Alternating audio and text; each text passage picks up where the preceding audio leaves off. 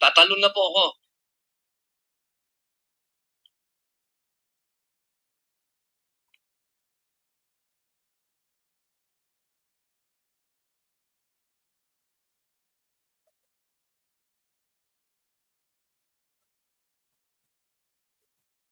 Good morning po sa bawat isa po sa atin.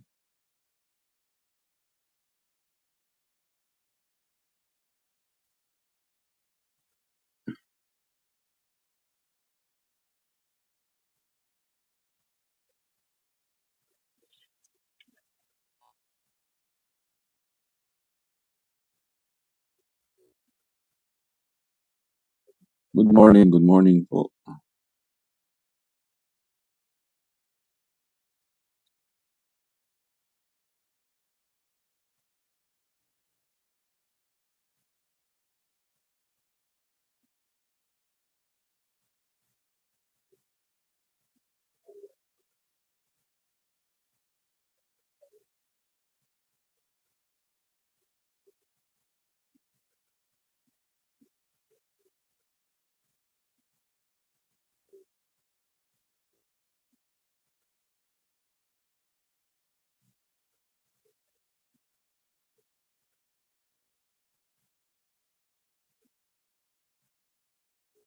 Hello, good morning po sa lahat. It's another brand new day. Paki-share lamang po itong ating video.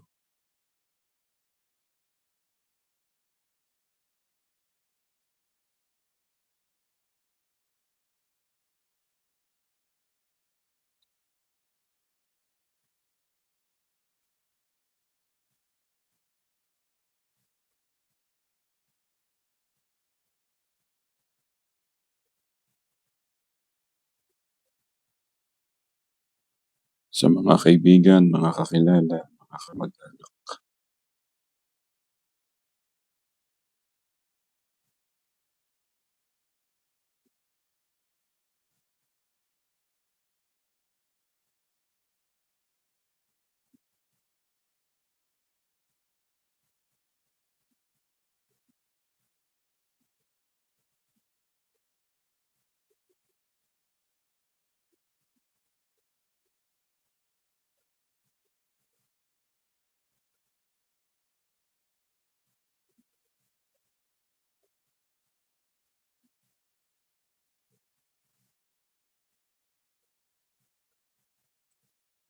Good morning po sa inyong lahat.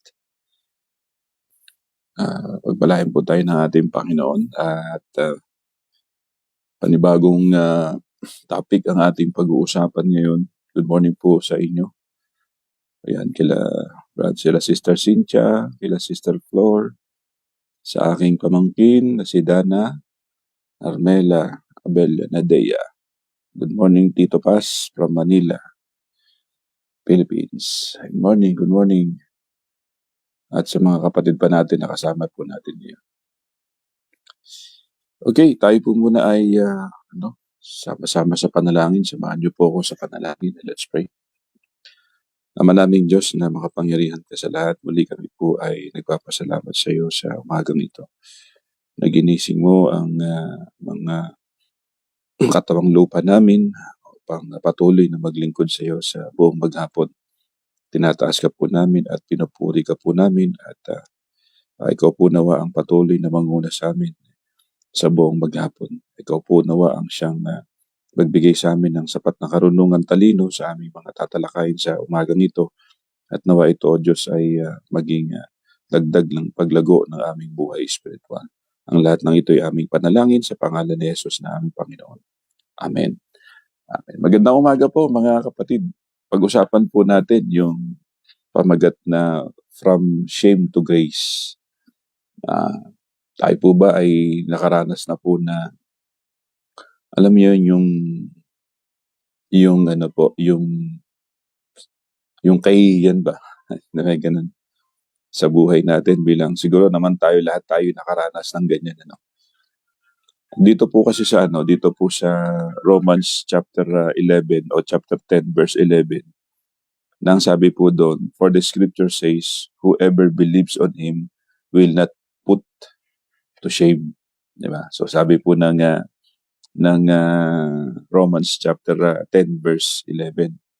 No, lahat po tayo marahil nakaranas po tayo ng mga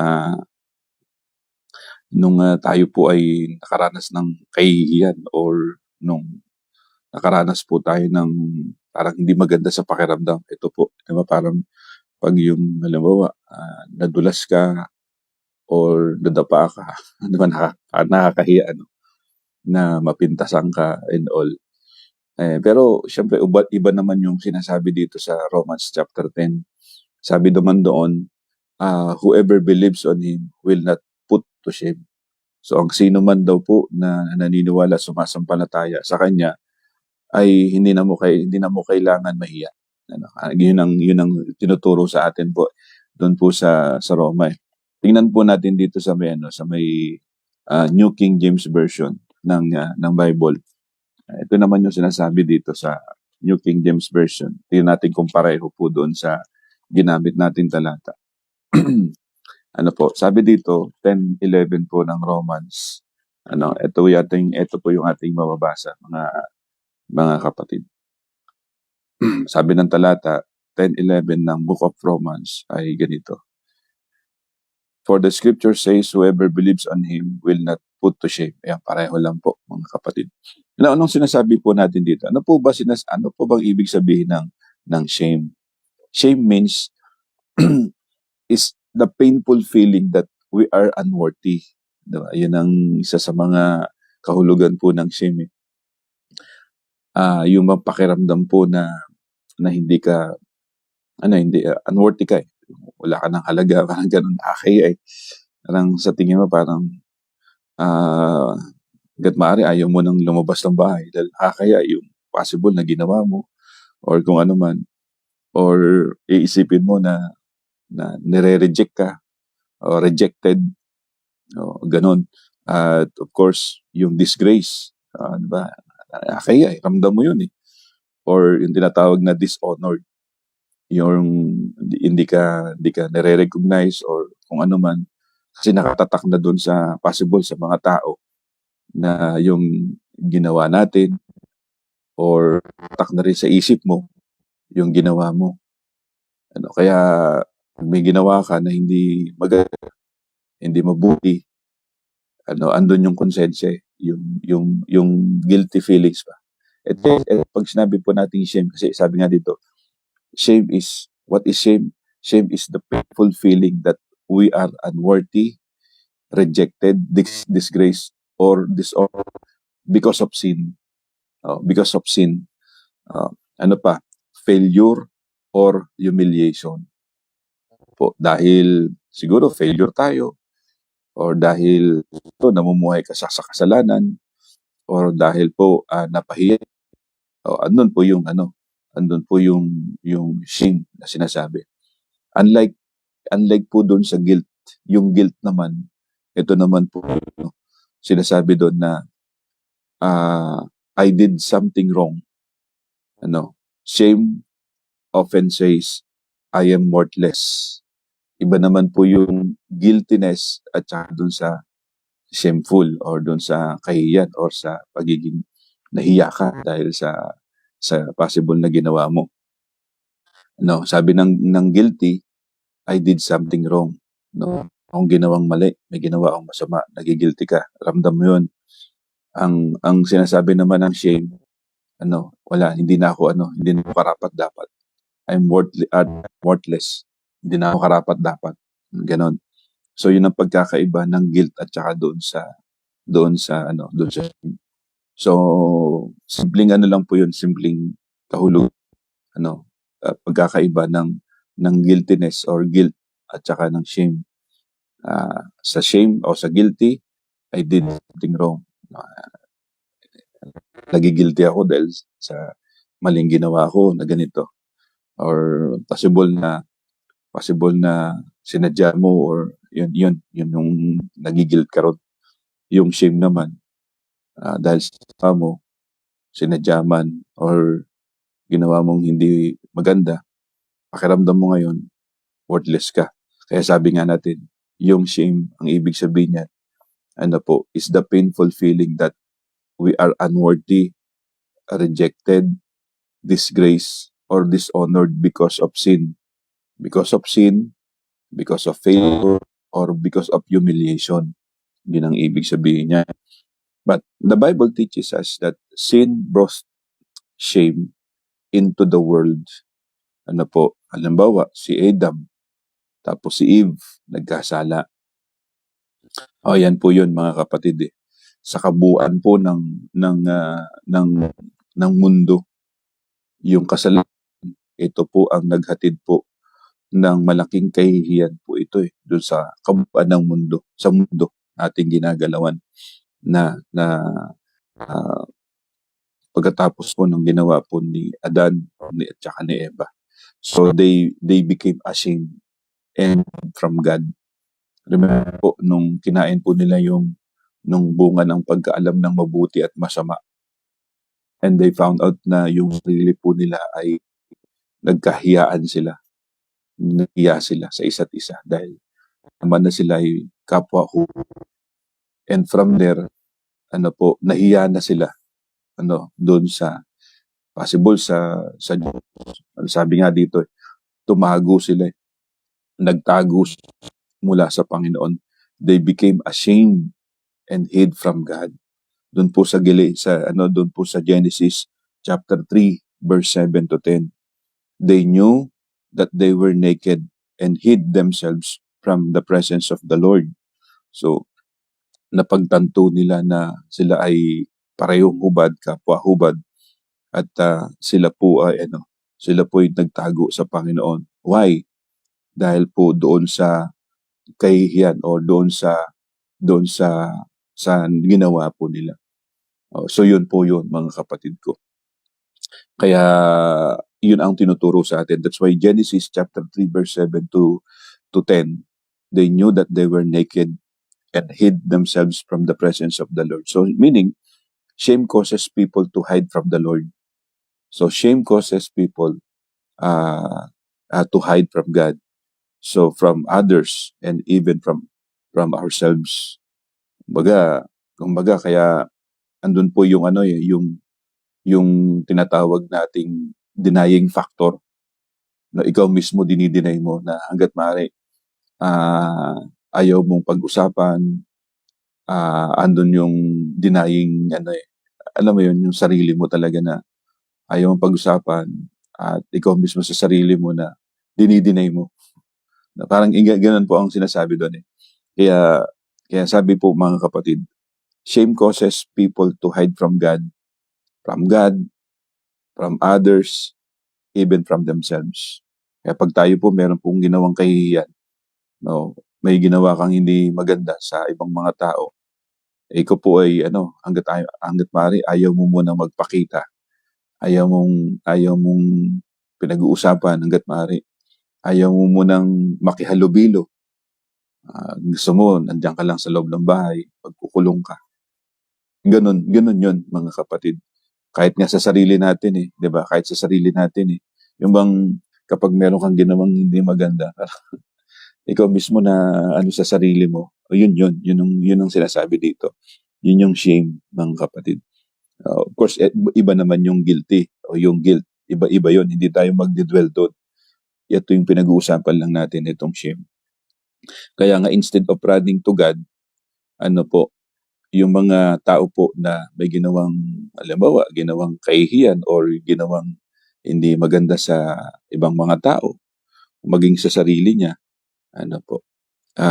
nagtatago because of shame. Instead na lumapit sa Diyos, lumalayo pa sa Diyos. Instead of running to God, they hide because of sin. They hide because of shame. So yun po ang marahil lahat tayo nang nangyari sa atin yan. Yun po mga kapatid. Kaya nga yung lesson dito is, actually God is not looking to destroy us but to restore us bilang mga tao, bilang mga mananampalataya. Ayaw ng Diyos na tayo po'y sirain, kundi gusto nga ng Diyos ayusin tayo, baguhin tayo, i-change tayo, or i-restore tayo. Mula po doon sa kahihiyan, patungo po doon sa, eto nga from grace to, from shame to grace. Dahil ang biyaya ng Diyos, hindi naman niya tinitignan kung ano yung mga background mo, kung ano yung ginawa mo, or kung ano man yung mga kapalpakan na ginawa mo, or ano man yung mga kahihiyan na ginawa mo. Hindi naman after ang Diyos doon eh. After ang Diyos doon sa pagbaguhin tayo. After ang Diyos na baguhin niya tayo. God is not looking to destroy us but to restore us. Yun naman ang gusto ng Diyos. Kaso nga lang, minsan may mga tao po na imbis na lumapit nga sa Diyos, lumalayo pa. Dahil nga po sa mga nagawang mga bagay na hindi maganda, hindi mabuti, at marami pa. So ano po yung result po ng shame? Shame is a result of sin. Siguro sa atin, sa isang simpleng salita lang kapag ikaw po ay nakagawa ng bagay na mali, syempre, andun yung andun yung parang kahihiyan, di ba kapag may nagawa tayong hindi maganda, pati nga yung pamilya nadadamay. Sinasabi nila, hindi mo ba alam, hindi lang ikaw ang hindi lang yung sarili mo ang nilalagay mo sa kahihiyan, kundi ang magulang mo, di ba? Kapatid mo, mga anak mo, or maging mga mag-anak mo. So yun papasok po yun Kasi sabi nga shame is result of sin. Ang tao po na normal, natural lang po na nandun hiya niya. Nandun lang po yung pakiramdam na yung kahihiyan. Normal ka di ba? Ganun yun Kung ang tao po ay wala na siyang hiya, parang shameless na, baka may problema na sa isip yan. May mga ganun kasi tao may mga ganung mga tao yung pagkakaiba ng hindi hiya sa walang hiya. Ano bang pagkakaiba niyan? Hindi ka nahihiya, pero ang isa naman, wala nang hiya. Diba? May ganun. Pero ano't ano man, ito po isang negatibo na siyang resulta ng paggawa ng kasalanan ng isang specific na tao, ng isang individual na tao. In Romans chapter 3, verse 23, ang sinasabi po doon, lahat tayo ay nangagkasala at wala pong nakarating doon sa kaluwalhatian ng Panginoon. So therefore, all have sinned and fall short of the glory of God. Lahat lahat po tayo tayo po ay talagang kahihiya sa harapan ng Diyos. Dahil nga sa kasalanan na nagawa natin. In Isaiah chapter 59 verse 2, sin separates us from from God, because sin always produces shame.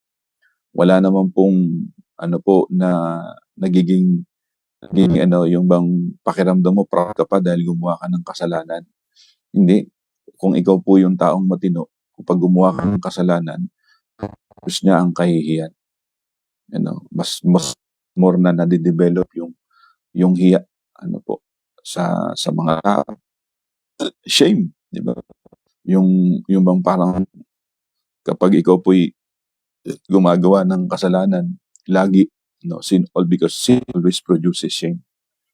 Hindi ka, minsan, natin talagang hindi ka dapat, halimbawa, hindi ka dapat dito sa isang grupong ito, or hindi ka dapat sa pamilyang ito, hindi ka dapat sa, halimbawa, sa company na ito, kung may trabaho ka, kung meron kang nagawa na hindi maganda, hindi na ako dapat dyan, I'm no longer part of that na company, or dun sa pamilya, or dun sa group of people na kinabibilangan natin. Sa mga magkakaibigan, di ba? Ganun. May mga ganun mga kapatid. Because again, sin always produces shame. Example, si Adam, tsaka si Eve. Di ba po, si Adan at tsaka si Eva, nung nagkasala sila, anong naramdaman nila? Nahiya sila sa isa't isa. At nung sila po'y nahiya sa isa't isa, nagtago sila sa Diyos. Shame di ba? Nagtago sila sa Diyos. Kaya hinadap sila ng Panginoon. Ngayon ang punto lang, wala pong maibubuti po talaga yung kasalanan.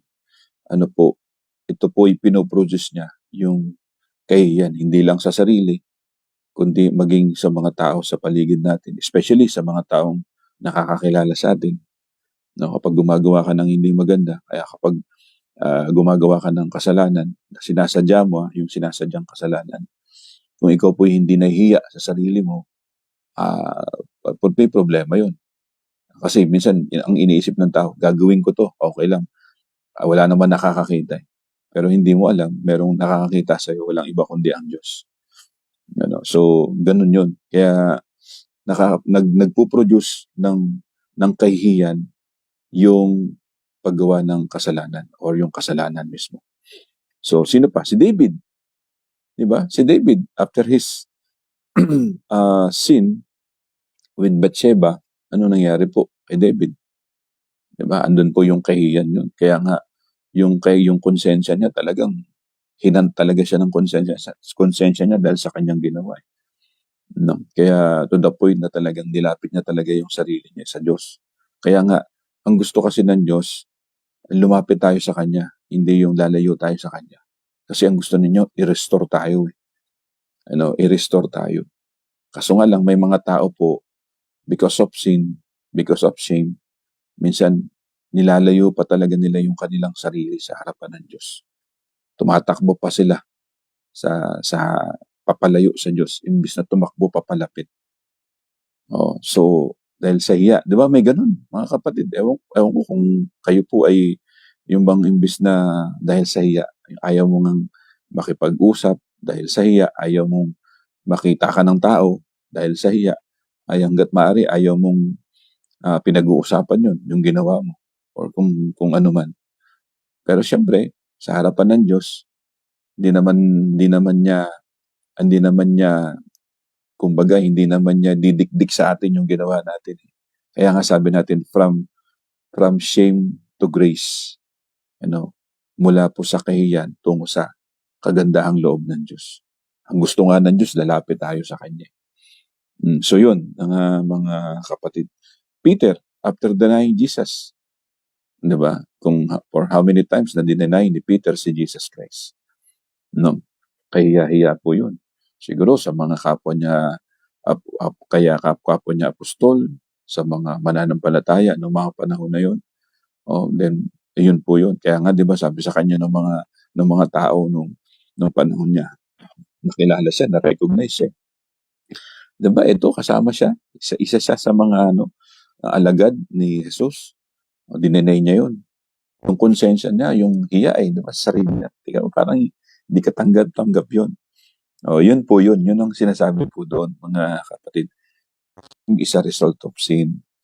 Sin leaves wounds unless it is confessed and forgiven. Pagkakamali, ang bawat kasalanan na nagagawa natin, nag-iiwan po ito ng marka, nag-iiwan po ito ng sugat, nag-iiwan po ito ng mga bagay na hindi maganda sa ating damdamin. Maliban na nga lamang kung tayo po ay ipapahayag natin, kung tayo po ay mag-repent at hihingi ng kapatawaran sa harapan ng Diyos. Kaya nga, bilang mga tao, bilang mga mananampalataya, nawawala lang po yung dungis, yung dumi, sa pamamagitan ng mga nagawa nating mga pagkakamali. Sa pamamagitan, of course, din ng paglapit kay Kristo. Parang halimbawa, yung putik na nadumihan ng yung puti, na may kang puti, naputikan yan. You cannot simply pretend it is clean, but marumi na, narumihan na eh. Hindi ka pwedeng sabihin, hindi, malinis yan, puti. Pwedeng ganun. So, ganun din sa kasalanan. Sin stains the soul. Sin stains the soul. Only Christ can wash it clean. Yung Diyos lang, ang Panginoon lang, si Jesus Christ lang, ang makapagdilinis, ang makapag-aalis po ng stain na ito sa kaluluwa natin. Dahil po sa kanyang kagandahang loob, sa kanyang grace sa bawat isa sa atin. So yun ang tinuturo sa bawat isa. Kaya malagi, di ba po? Kaya ang sinasabi sa atin po, Doon po sa John chapter 3 verse 16, "For God so loved the world that He gave His only begotten Son. Whoever believes in Him shall not perish but have everlasting life." So napakaganda po ng talata na yan na siyang patuloy na naulit-ulit sa mga puso at isip po natin kung gaano tayo kamahal ng Diyos. Patuloy na paalala sa atin ang lahat ng ginawa ng Diyos sa atin. Para na sa ganun, yung kalinisan po sa harapan ng Panginoon ay ma-appreciate natin. Kasi sa harap ng tao, yung stain minsan, di ba? Meron kung tawagin mancha. Alam niyo yung mancha. Minsan kapag na may may mga stain yan or may mga umihan yan, mantsahan yun eh. At minsan yung tao kahit natanggal na yung dumi, yung tao nakatingin pa rin dun sa mancha. Sa isip pa rin nila, ay meron siyang ginawa. Ay, minsan pinapaalala sa, di ba, tanda mo yung ganito. Tanda mo yung ganun. Siyempre, pag nasabi sa harap mo yun, pumapasok sa iyo, ayun, andun na pasok na naman yung shame. Yun ang gusto ng kaaway eh. Yun ang gusto ng Satanas. Patuloy na isipin, patuloy na alalahanin mo yung mga kahihiyan na nagawa. Yun ang gusto ni Satanas. Kasi gusto kanya talagang i-destroy. Ang mga tao, yun. Ang mga tao sa paligid natin, minsan ginagamit ng kaaway yan para i-remind na naman sa iyo yung mga mantsa. Pero sa harapan ng Diyos, wala nang mantsa. Nilinis ka na eh. Nilinis na tayo. Kaya nga, sabi ng Biblia, magpapatuloy ba tayo sa pagkakasala upang ang biyaya ay managana sa atin? Sabi ng Romans chapter 6. Hindi. Patay na tayo doon at huwag na tayong paalipin pa sa pagkakasala. So, nalinis na tayo doon. So, sin stains the soul, but only Christ can wash it clean. So, Jesus took our shame on the cross. Diba? Yung ating kahihiyan na nagawa dahil sa kasalanan, dinala po ito ni Kristo doon sa cross ng Kalbaryo. Sa Hebrews chapter 12 verse 2, anong sabi po doon? Who for the joy set before Him endured the cross, despising the shame. Dinala ng ating Panginoong Jesucristo yung kahihiyan na ginawa ng tao, especially sa mga taong nananampalataya sa Kanya, doon sa cross ng Kalbaryo. Because crucifixion was one of the most shameful deaths in Roman history. Kahihiyan po ito. Humiliation, talagang papahiya ka talaga. At pag naramdaman mo yun, at ginawa sa iyo yun, talagang wala ka nang, kumbaga wala ka nang pwedeng itago pa o wala ka nang pwedeng ilihim pa. Kasi sabi nga, crucifixion was of the most shameful deaths in Roman history. Meron ka pa bang itataas doon sa cross? Wala, meron ka pa bang itataas doon para patuloy at para sabihin na itong talagang pinakamas nakakahiya? Wala na eh. Yun na yun eh.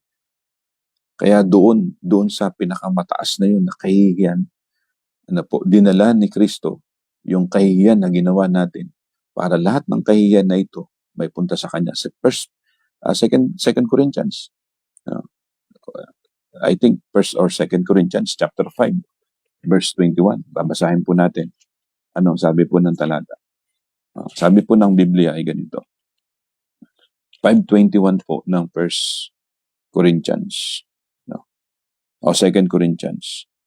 Sabi dito, for He made Him who knew no sin to be sin for us, that we might become a righteousness of God in Him. 2 Corinthians chapter 5 verse 21. Na siya na bagaman walang kasalanan, ay inaring may kasalanan para sa atin. Para tayo po'y maging karapat-dapat sa harapan ng Diyos. Ibig lang sabihin yan, yung kahihiyan na ginawa mo, ginawa ko, inako ni Kristo po yun. Hanggang sa dalhin niya doon sa cross ng Kalbaryo para maging karapat-dapat tayo sa harapan ng Diyos. That's grace.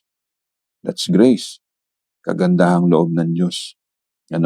So, Jesus Christ took our shame on the cross. Dinala niya po yan hanggang sa cross ng Kalbaryo. Because Jesus willingly endured shame so that believers could receive honor, forgiveness, and eternal life. Diba? Ang sarap po na ikaw po, alam mo, kilalanin ka. Alam mo, kung ikaw po ay, alam mo, sa mga pagpapakilala, alam mo, pag pinapakilala ka, diba, andun lahat ng mga, yung halimbawa, yung mga, let's say, mga credentials mo, pinapakilala ka ino-honor ka ino-honor ka, kinikilala ka na, si ganito, ayan. Alangan naman sabihin doon na ipapakilala ka, eto, si ganito. Ang daming ginawa na itong kabalbalan, ang dami na itong ginawang ganito, eto, pumatay ito, nagnakaw ito. Basta't ang dami. Hindi na yun ang pagpapakilala kung halimbawa sa isang grupo po na ikaw ay nandoon, na imbitahan ka or something. Siyempre yung honor. Ano yung natapos mo, kung ano yung mga experiences mo na magaganda, yun ang ina-uplift. Ano po, just to honor your presence, just to honor ang sarili mo, di ba? Gusto natin yun, di ba po? Ganon yun. Pero kapag yung kahihiyan na, di ba, sa panahon ni Jesus Christ, nung nandun siya sa Kalbaryo, bago siya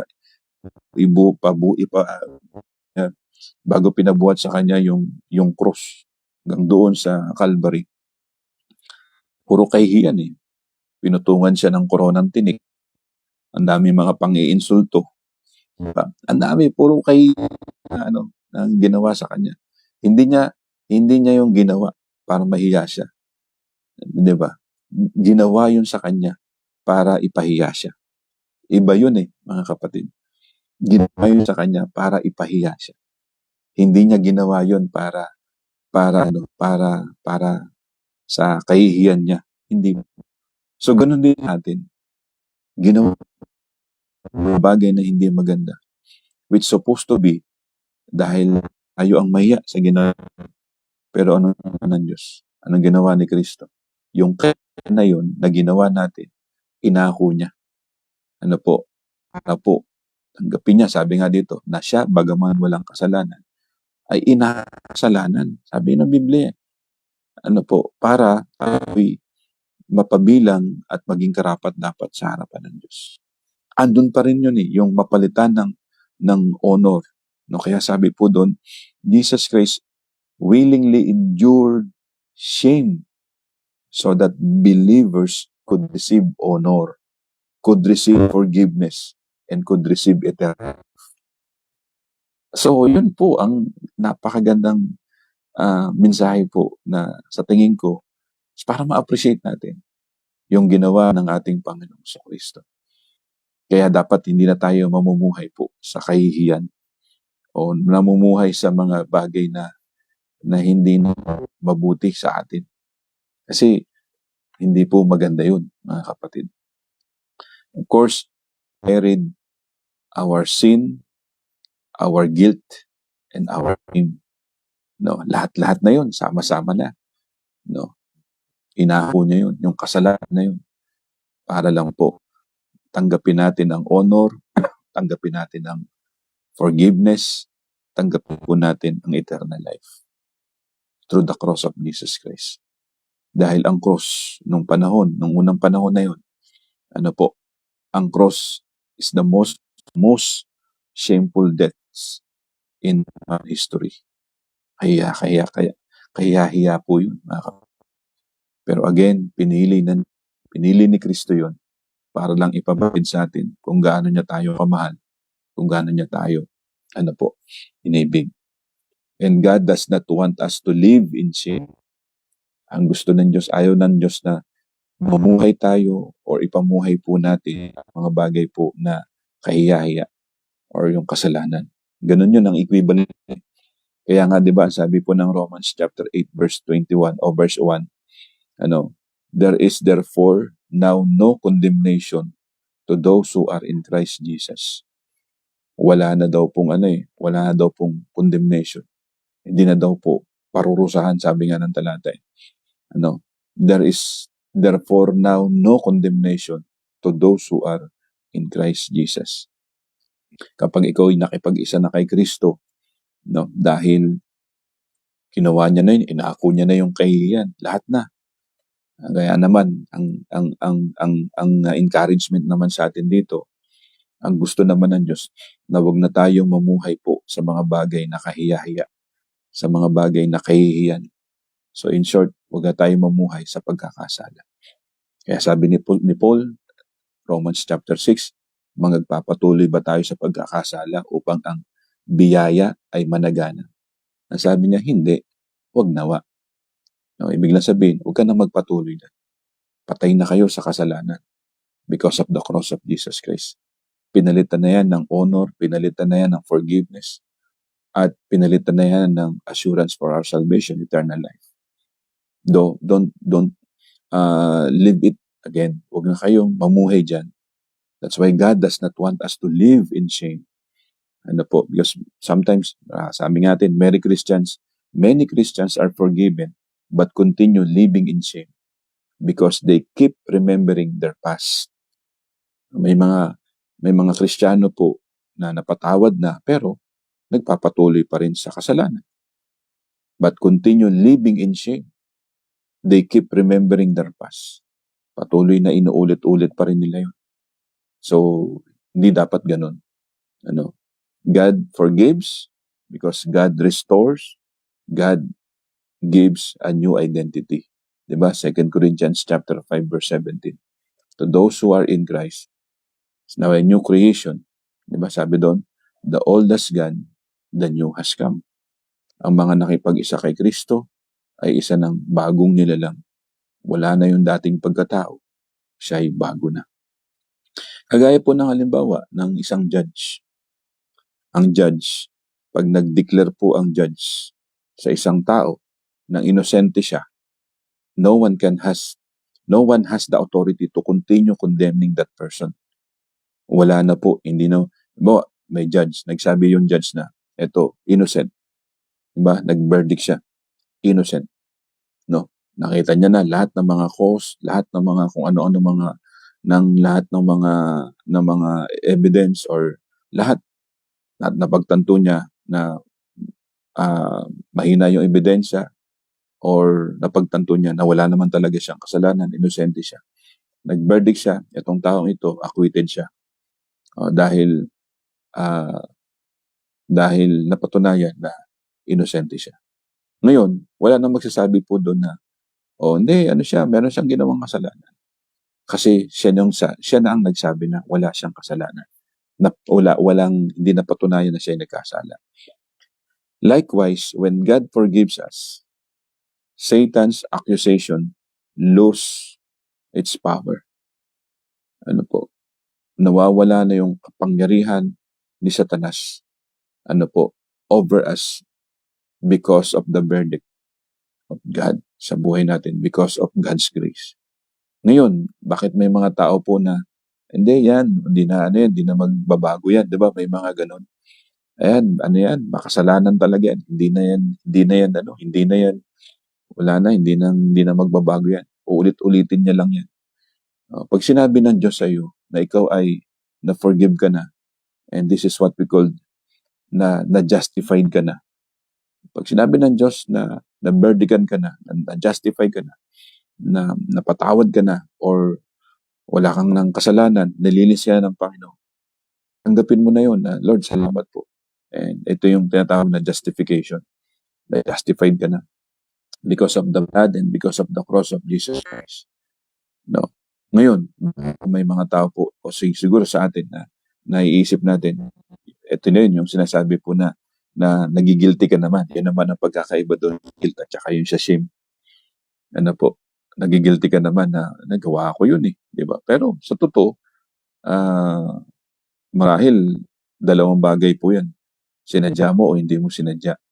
Pero ang equivalent po nun sa isip mo, sa puso mo, sa sarili mo, yung guiltiness.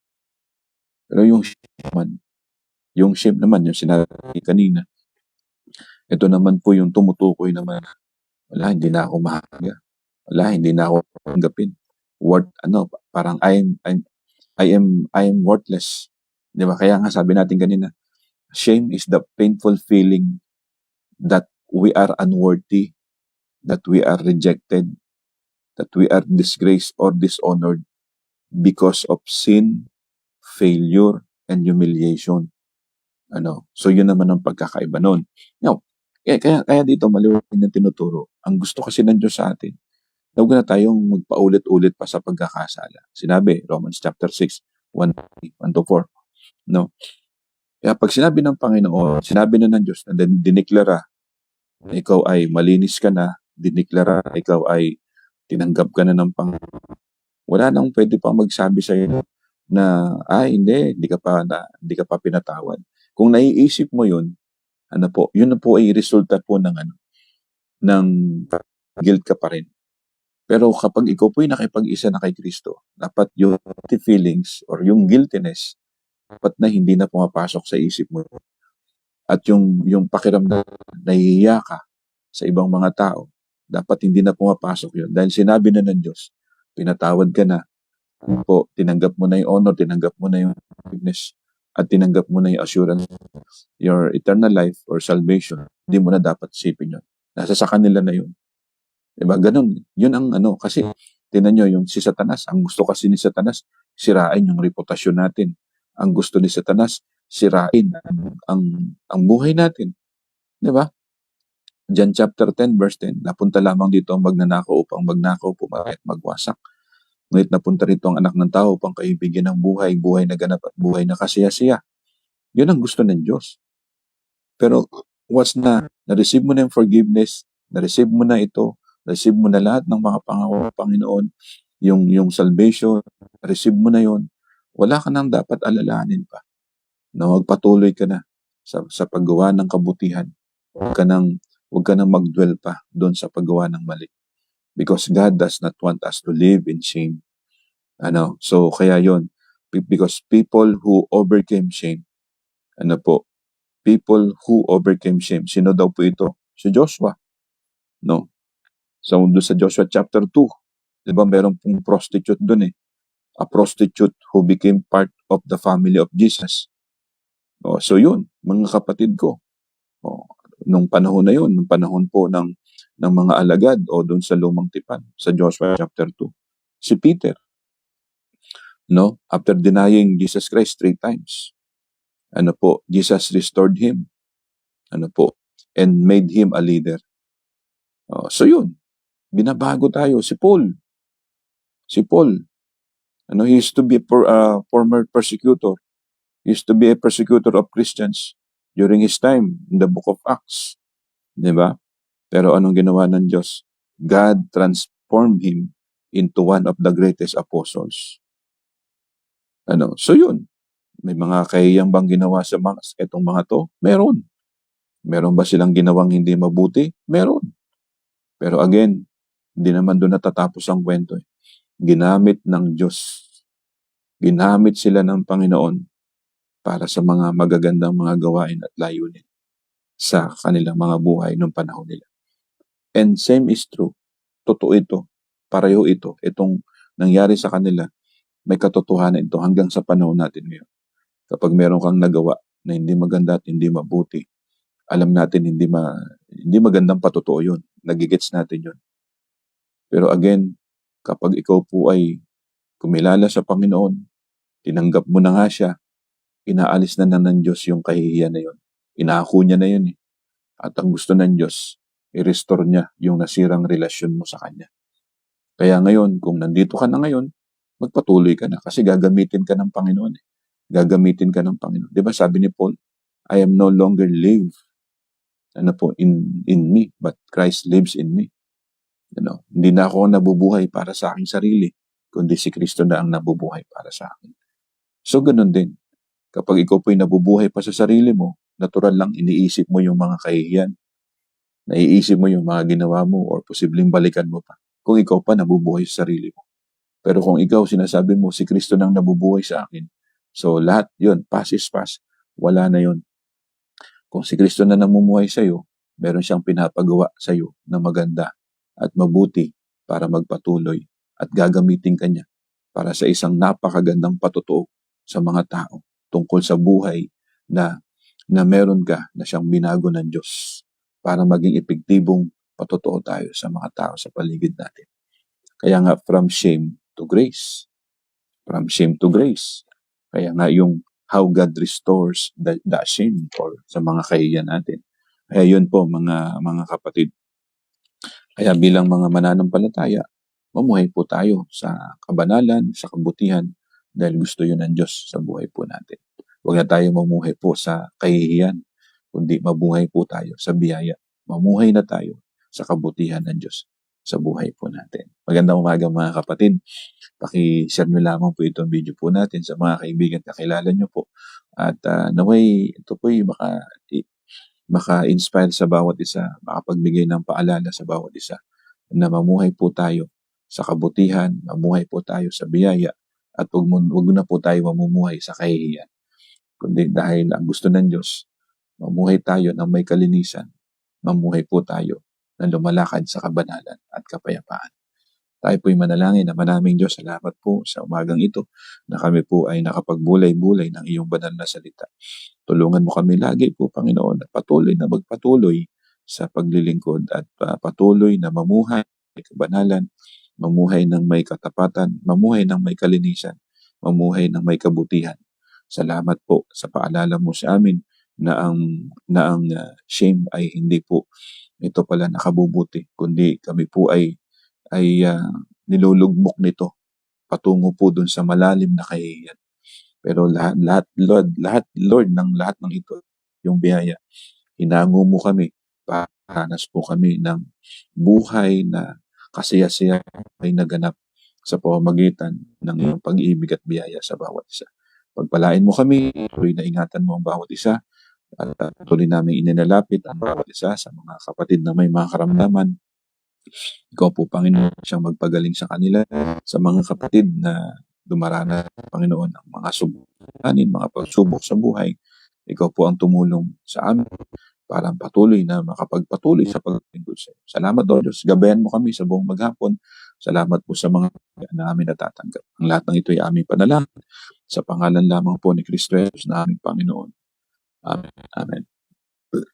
God bless everyone. Keep safe and keep healthy. Ingat-ingat po kayo mga kapatid. See you again tomorrow. God bless po.